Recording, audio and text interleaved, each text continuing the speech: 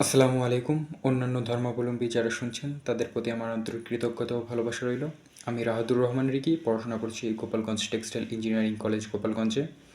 তো আজকের ক্লাসে আমরা ন্যারেশনের অ্যাসার্টিভ সেন্টেন্স এবং ইন্টারোগেটিভ সেন্টেন্সকে কীভাবে ডিরেক্ট স্পিচ থেকে ইনডিরেক্ট স্পিচে রূপান্তর করা যায় সেটা শিখব। তো এটা হলো ন্যারেশনের 2 নাম্বার ক্লাস, অর্থাৎ পার্ট 2। তো ক্লাসটি শুরু করা যাক। তো প্রথমে আমরা অ্যাসার্টিভ সেন্টেন্স দিয়ে শুরু করছি। তো এখানে একটা উদাহরণ আছে ডিরেক্ট স্পিচের। Suman said, I am reading a book. Suman বলল সে একটি বই পড়ছিল। এখানে আমরা পরিবর্তন করার সময় সুমন সেইডের পরে কমা উঠবে, কমা উঠে গিয়ে একটি দ্যাট আসবে। এবং এখানে আই ফার্স্ট পারসন, আমি বলেছিলাম রিপোর্টেড স্পিচে ফার্স্ট পারসন পরিবর্তন হবে রিপোর্টিং ভার্বের সাবজেক্টের সাথে। তো সেক্ষেত্রে আই এটা হলো তোমার এখানে সাবজেক্ট হিসেবে আসছে। তো তোমার রিপোর্টিং ভার্বের সাবজেক্ট সেখানে সুমন পরিবর্তিত হয়ে হিতে রূপান্তরিত হবে। সুমনের সাবজেক্ট হবে হি। এখানে আমি বলেছিলাম প্রেজেন্ট কন্টিনিউয়াস থাকলে পাস্ট কন্টিনিউয়াস টেন্সে হবে। তো আই অ্যাম রিডিং আ বুক, সেক্ষেত্রে তোমার পাস্ট কন্টিনিউয়াস টেন্সে পরিবর্তিত হয়ে হি ওয়াজ রিডিং আ বুক হয়েছে। তো এখন যদি আমরা ইন্টারোগেটিভ সেন্টেন্সের পরিবর্তন দেখতে যাই, ইন্টারোগেটিভ সেন্টেন্সটি মূলত দুইভাবে শুরু হতে পারে।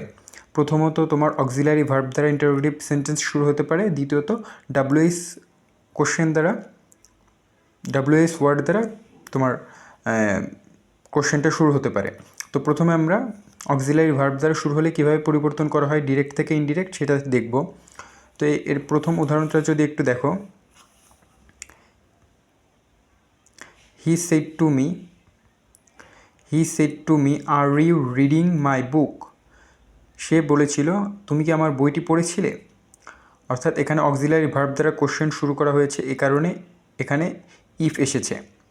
অর্থাৎ হি সেড টু মি ইন্টারোগেটিভ সেন্টেন্সের ক্ষেত্রে আক্সড আসবে।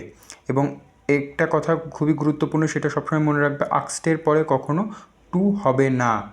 সেডের পরে টু হবে, কিন্তু আক্সডের পরে কখনো টু হবে না। এটা অনেকেই ভুল করে। তাহলে এক্ষেত্রে হবে হি আক্সড মি, অক্সিলারি ভার্ব দ্বারা শুরু হয়েছে সেজন্য ইফ এসেছে।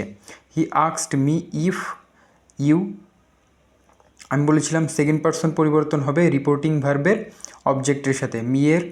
তো এখানে ইউ সাবজেক্ট হিসাবে আছে, তো মিয়ের সাবজেক্ট হলো আই। তো হি আক্সড me if I was reading my, possessive form. Here possessive, তাহলে রিপোর্টিং এখানে মাই পসেসিভ ফর্ম আছে, তো মাই ফার্স্ট পারসন এটা পরিবর্তন হবে রিপোর্টিং ভার্বের সাবজেক্টের সাথে।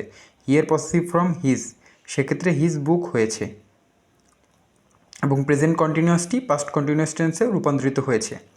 এবং এটা আমরা শিখলাম অক্সিলারি ভার্ব থাকলে পরে কীভাবে পরিবর্তন হবে। এখন আমরা দেখব ইন্টারোগেটিভ দ্বারা, ইন্টারোগেটিভ অর্থাৎ ডাব্লিউএইচ ওয়ার্ড দ্বারা যদি কোশ্চেনটি শুরু হয় তাহলে সেটার পরিবর্তন দেখব।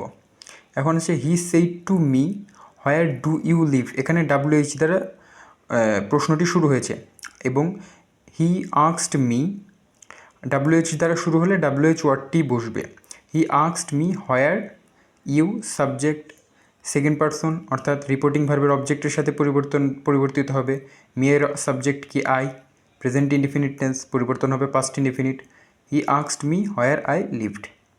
তো এতটুকুই ছিল। ইনশাল্লাহ পরবর্তী পার্টে আমরা ইনশাল্লাহ ইম্পারেটিভ, অপটেটিভ এবং এক্সক্লেমেটরি বাকি তিনটা শেষ করব। এবং পরবর্তীতে ইনশাল্লাহ দেখা হচ্ছে তোমাদের সাথে অন্য কোনো ভিডিওতে। ধন্যবাদ সকলকে।